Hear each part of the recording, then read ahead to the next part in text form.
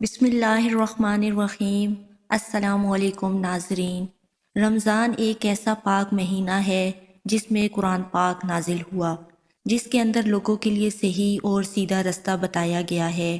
رمضان ایک ایسا مہینہ ہے جس میں ہر مومن کی دعا قبول ہوتی ہے، اور اللہ پاک نے ہر مسلمان کے اوپر رمضان کے 30 روزوں کو فرض کیا ہے۔ ناظرین، جیسا کہ آپ سب جانتے ہیں کہ رمضان کا مہینہ شروع ہے، دنیا بھر میں لوگ اس مہینے میں روزہ رکھتے ہیں، لیکن کبھی آپ نے سوچا کہ رمضان کے روزے کو مسلمانوں پر کب فرض کیا ہے، اور کیا ہم سے پہلی امتوں پر بھی روزے فرض کیے گئے تھے؟ آج کی ہماری اس ویڈیو میں ہم اسی ٹاپک پر بات کریں گے۔ آج ہم آپ کو بتائیں گے کہ اس امت پر کس وقت روزے فرض کیے ہیں۔ اللہ تعالیٰ نے قرآن مجید کی سورۃ بقرہ کی آیت نمبر 183 میں ارشاد فرمایا ہے کہ اے ایمان والو، تم پر ہم نے روزوں کو فرض فرمایا ہے جیسے تم سے پہلے لوگوں پر فرض کیے گئے تھے، تاکہ تم اس مہینے کا احترام کرو اور پابندی کے ساتھ روزے رکھو۔ ناظرین، رمضان میں جب روزے دار روزہ رکھتا ہے تو اللہ تعالیٰ کا حکم مان کر صبر کرتا ہے، تب اللہ تعالیٰ اس روزے دار کو صبر کا بدلہ عطا کرتا ہے۔ اس مہینے کی فضیلت سے اللہ پاک مسلمانوں کے رزق میں برکت عطا فرماتا ہے، اور غریب انسان کو بھی اللہ کی نعمت ملتی ہے، اس لیے اس مہینے کو وسعت رزق بھی کہا جاتا ہے۔ ناظرین، اس مہینے میں ہر مسلمان گناہ سے پرہیز کرتا ہے، اور جب تک اللہ کا حکم نہیں ہوتا تب تک کھاتا پیتا نہیں ہے۔ تو حضرت آدم علیہ السلام کے زمین پر آتے ہی روزے کی ابتدا ہو چکی تھی۔ بتایا گیا ہے کہ حضرت آدم علیہ السلام ہر مہینے میں 3 دن روزہ رکھتے تھے، اور یہ بھی کہا جاتا ہے کہ حضرت آدم علیہ السلام جنت سے زمین کے اوپر آنے پر مغفرت کے لیے روزہ رکھے کرتے تھے۔ اس طرح پورے سال حضرت آدم علیہ السلام 36 دن روزہ رکھا کرتے تھے۔ ناظرین، حضرت آدم علیہ السلام کے زمانے میں ہر مہینے کی چاند کی 13ویں، 14ویں اور 15ویں تاریخ کو روزہ رکھتے تھے۔ یہ وہ تاریخ ہے جب چاند پورا اور مکمل روشن ہو جاتا تھا، جسے ہم 14ویں کا چاند بھی کہتے ہیں۔ جب حضرت نوح علیہ السلام کا زمانہ آیا تو انہوں نے بھی حضرت آدم علیہ السلام کے زمانے کی طرح مہینے میں 3 روزے رکھے۔ وہ بھی انہیں 3 تاریخوں میں رکھا کرتے تھے۔ ان روزوں کو طوفان نوح سے بچنے پر حضرت نوح علیہ السلام نے شکر کا نام دیا، لیکن حضرت داؤد علیہ السلام کا روزہ رکھنے کا طریقہ حضرت آدم علیہ السلام اور حضرت نوح علیہ السلام کے روزے سے مختلف تھا۔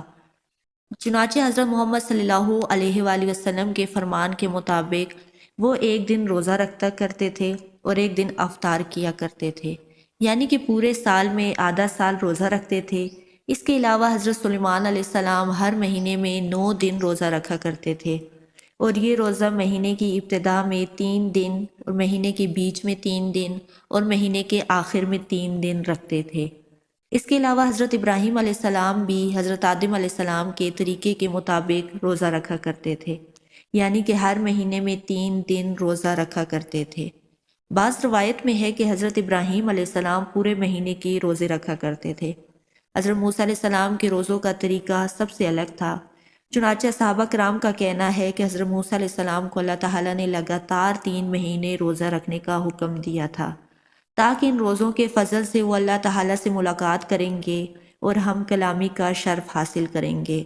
اور جب 3 مہینے روزہ رکھنے کے بعد اللہ سے ہم کلامی کا دن آیا تو حضرت موسیٰ علیہ السلام کو یہ بات پسند آئی کہ اتنے مہینے روزہ رکھنے کے بعد میں اپنے رب کے پاس منہ کی بدبو کے ساتھ ملاقات کروں گا، اس لیے انہوں نے ایک پیڑ کی شاخ توڑی اور اس سے مسواک کر لی۔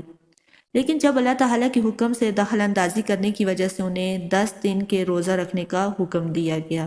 ناظرین، قرآن مجید کے اندر حضرت مریم رضی اللہ تعالی عنہا کے روزوں کے بارے میں بھی بتایا گیا ہے۔ حضرت مریم رضی اللہ تعالی عنہا کا روزہ کسی کے ساتھ بات چیت نہ کرنے کی وجہ سے تھا، یعنی کہ خاموشی اختیار کرنے کا۔ ناظرین، قرآن مجید کی سورۃ بقرہ کے اندر 183 میں حضرت آدم علیہ السلام سے لے کر تمام انبیاء اور حضرت محمد صلی اللہ علیہ وآلہ وسلم کی تمام امتوں کو جوڑتی ہے۔ جیسا کہ ہر امت کے لیے نماز کا حکم دیا گیا تھا، اسی طرح ہر امت پر روزوں کو فرض بنایا گیا ہے۔ پچھلی امتوں کے روزے حالات اور واقعات امت سے الگ تھے۔ روزے داروں کی تعداد اور یہ کب کس وقت کس حال میں رکھے جائیں گے، ان سب چیزوں میں آج سے فرق تھا۔ رمضان المبارک کے روزے دوسری امتوں پر فرض نہیں تھے، لیکن حضرت محمد صلی اللہ علیہ وآلہ وسلم کی امت پر رمضان کے روزے ہجرت کے 1.5 سال بعد 10 شعبان المبارک 2 ہجری کو مدینہ منورہ میں فرض ہوئے۔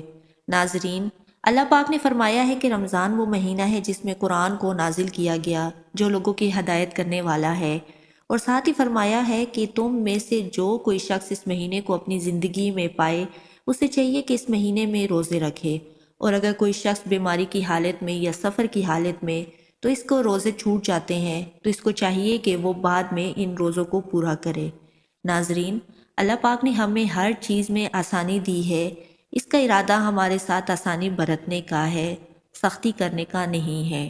اس لیے ہمیں اس مہینے میں روزے رکھنے چاہیے، ہمیں اللہ کی ہدایت پر شکر ادا کرنا چاہیے۔ ناظرین، یہ بھی جان لیتے ہیں کہ حضرت محمد صلی اللہ علیہ وآلہ وسلم کی امت سے پہلے یہود اور نصارہ 10 محرم یعنی یوم عاشوراء کا روزہ بہت ہی احترام کے ساتھ رکھا کرتے تھے۔ اس طرح ہر مہینے کی 13ویں، 14ویں اور 15ویں تاریخ چاند کی رات کو روزے رکھنے کا بہت ہی احترام کرتے تھے۔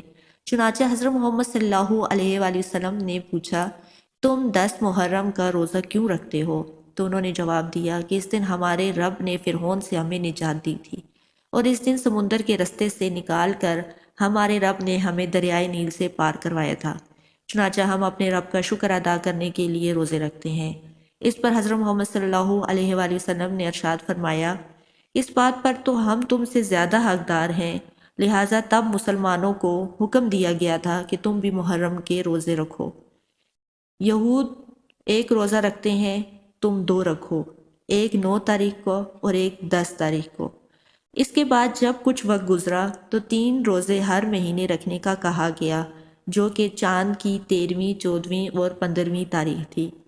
مسلمان اس دن روزہ رکھا کرتے تھے، لیکن جب رمضان کے روزوں کو فرض کیا گیا تو تب ان روزوں کو سنت روزوں کا درجہ دیا گیا ہے۔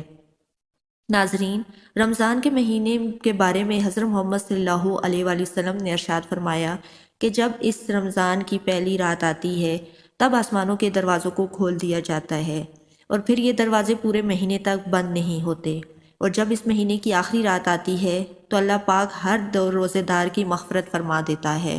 ناظرین، روزے رکھنے کے فائدے کیا ہیں؟ کیا آپ جانتے ہیں؟ یوں تو شریعت میں حکم دیا گیا ہے کہ آپ روزہ رکھیں، لیکن اس کے فائدے کتنے ہیں آپ سوچ بھی نہیں سکتے۔